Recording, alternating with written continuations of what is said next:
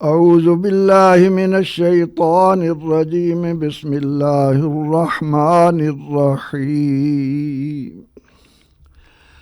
لا يسأم الإنسان من دعاء الخير وإن مسه الشر فيئوس قنوط. وَلَئِنْ أَذَقْنَاهُ رَحْمَةً مِنَّا مِنْ بَعْدِ ضَرَّاءٍ مَسَّتْهُ لَيَقُولَنَّ هَذَا لِي وَمَا أَظُنُّ السَّاعَةَ قَائِمَةً وَلَئِنْ رُجِعْتُ إِلَى رَبِّي إِنَّ لِي عِندَهُ لَلْحُسْنَى فَلَنُنَبِّئَنَّ الَّذِينَ كَفَرُوا بِمَا عَمِلُوا وَلَنُذِيقَنَّهُم مِّنْ عَذَابٍ غَلِيظٍ. وَإِذَا أَنْعَمْنَا عَلَى الْإِنسَانِ أَعْرَضَ وَنَأَىٰ بِجَانِبِهِ وَإِذَا مَسَّهُ الشَّرُّ فَذُو دُعَاءٍ عَرِيضٍ. قُلْ أَرَأَيْتُمْ إِنْ كَانَ مِنْ عِنْدِ اللَّهِ ثُمَّ كَفَرْتُمْ بِهِ مَنْ أَضَلُّ مِمَّنْ هُوَ فِي شِقَاقٍ بَعِيدٍ. صدق اللہ العظیم. ان تلاوت کردہ آیات مبارکہ کے بعض کلمات کے معانی. لا یسأم اس کے معنی ہے نہیں اکتاتا. مسہ کے معنی ہے اسے پہنچے. فیعوس اس کے معنی ہے تو وہ مایوس ہو جاتا ہے. قنوط کہتے ہیں نا امید ہونے کو. رجعتو کے معنی ہے میں لوٹایا گیا. فَلَنُنَبِّئَنَّ ہم ضرور اسے باخبر کریں گے. آرادہ کا معنی ہے منہ پھیر لیتا ہے. نآ کے معنی ہے دور ہو جاتا ہے. دعا ان ارید کے معنی ہے لمبی چوڑی دعا. شقاقم بعید کے معنی ہے دور کی ضد. ان آیات کا ترجمہ یہ ہے آدمی بھلائی مانگنے سے نہیں اکتاتا اور اگر اسے کوئی برائی پہنچے تو بہت زیادہ مایوس و نا امید ہو جاتا ہے. اور اگر ہم اسے اس تکلیف کے بعد جو اسے پہنچی تھی اپنی رحمت کا مزہ چکھائیں تو وہ ضرور کہنے لگ جاتا ہے کہ یہ میرا حق ہے اور میرا نہیں خیال کہ قیامت قائم ہوگی. اور اگر میں اپنے رب کی طرف لوٹایا بھی گیا تو یقیناً اس کے ہاں میرے لیے بھلائی ہی ہے. پس ہم کافروں کو ضرور ان کے اعمال کی خبر دیں گے اور انہیں سخت عذاب چکھائیں گے. اور جب ہم انسان کو نعمتوں سے نوازتے ہیں تو منہ پھیر کر اپنی جانب دور ہٹ جاتا ہے اور جب اسے کوئی تکلیف پہنچے تو لمبی لمبی دعائیں مانگنے والا ہو جاتا ہے.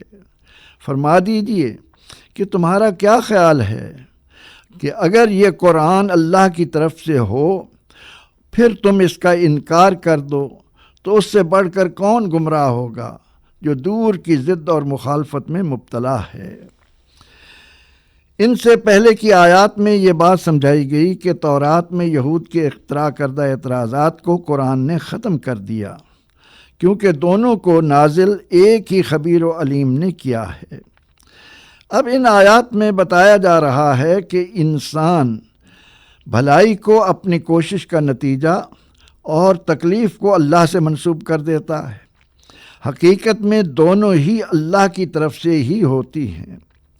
دنیاوی زندگی میں انسان مختلف کیفیتوں سے گزرتا ہے اور ان کیفیتوں کے نتیجے میں مرتب ہونے والے نتائج کے متعلق اپنے طور پر ہی رائے قائم کر کے زندگی بسر کرنے میں مگن رہتا ہے. بتایا جا رہا ہے کہ کفار و مشرکین کے نزدیک یہی دنیا ہی جنت و جہنم ہے. جیسا کہ اسلامی تعلیمات اس کی واضح نشاندہی یوں کرتی ہیں کہ الدنیا جنت للکافر و سجن للمومن. دنیا کافر کے لیے جنت اور اہل ایمان کے لیے قید خانہ ہے۔ اس حقیقت کی بنا پر کافر یہ دعا مانگتا رہتا ہے کہ اسے مال و دولت کی کثرت، صحت و تندرستی میسر آتی رہے، اور جب وہ معاشی تنگ دستی اور کسی سختی و مصیبت میں مبتلا ہوتا ہے تو مایوسی اور نا امیدی کے بھنور میں پھنس جاتا ہے۔ قرآن حکیم نے اس حقیقت کو یوں بیان کیا کہ انہ لا ییأس من روح اللہ الا الکافرون، بے شک کافر ہی اللہ کی رحمت سے نا امید ہوا کرتے ہیں۔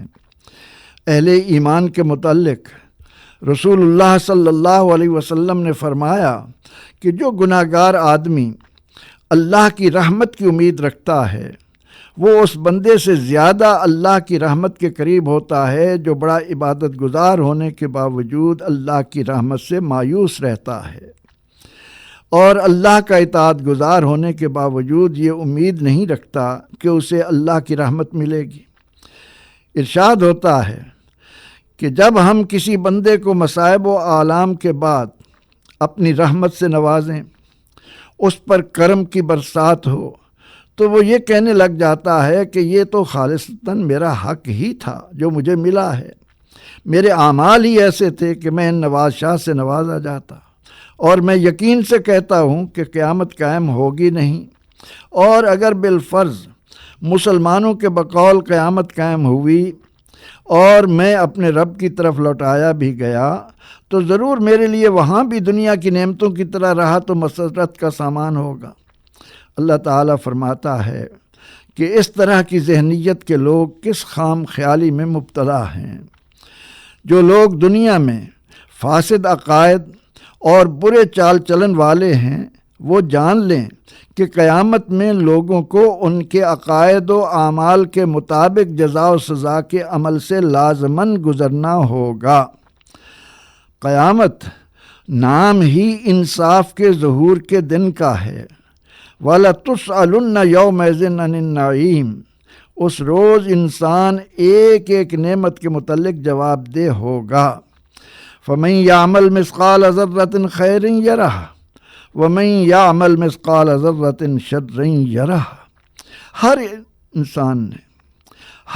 انسان نے وہاں ایک ایک ذرے کے مطابق کی ہوئی خیر و شر یعنی نیکی و بدی کو دیکھنا اور اس کا بدلہ پانا ہے۔ یہ ممکن ہی نہیں کہ کوئی شخص دنیاوی زندگی کی خوشحالی کی بنا پر اس خیال میں مگن رہے کہ یہاں راحت ہے تو قیامت میں بھی راحت میسر ہوگی۔ وہاں ایمان اور عمل صالح سے آراستہ انسان کے لیے دائمی انعامات، اور کفر و شرک اور گناہوں میں مبتلا افراد کے لیے سخت عذاب کا وعدہ برحق ہے۔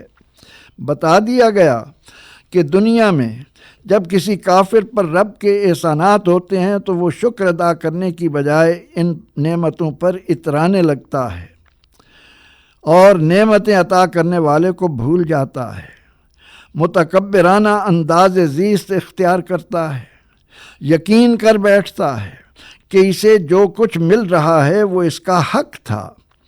اسے کچھ یاد نہیں رہتا کہ شکم مادر میں اسے شکل و صورت اپنی مرضی کی کس نے دی، کس نے ماں باپ کی توجہات سے نوازا، اور اسی زندگی میں جب ایسے متکبر و مغرور اور جواب دہی کے تصور سے آری لوگ کسی پریشانی اور مصیبت میں مبتلا ہوتے ہیں، بیماری اور ناداری کی تکلیف میں مبتلا ہوتے ہیں، تو پھر انہیں لمبی چوڑی دعائیں یاد آتی ہیں، صدقات و خیرات کرنے لگ جاتے ہیں۔ قرآن نے کتنے خوبصورت انداز میں انسان کو سمجھا دیا کہ راحت کے دنوں میں رب سے غفلت اور صرف مصیبت و دکھ کی صورت میں دعائیں کرنا کفار کا وتیرہ ہے۔ رسول اللہ صلی اللہ علیہ وسلم کا فرمان ہے کہ جسے یہ بات پسند ہو کہ اللہ تعالیٰ سختیوں اور مصیبتوں میں اس کی دعا قبول فرمائے تو اسے چاہیے کہ وہ صحت اور کشادگی کی حالت میں کثرت سے دعا مانگا کرے۔ آخر میں بتا دیا کہ سوچ لو کہ قرآن کی اللہ کی کتاب ہونے کے باوجود تم اس کے منکر بنے تو کس قدر سخت عذاب میں مبتلا کیے جاؤ گے۔ پروردگار عالمین اپنے فضل و کرم کی بدولت ہمیں قرآنی صداقتوں کے مطابق زندگی بسر کرنے کی توفیق عطا فرمائے، آمین۔ وآخر دعوانا ان الحمد للہ رب العالمین۔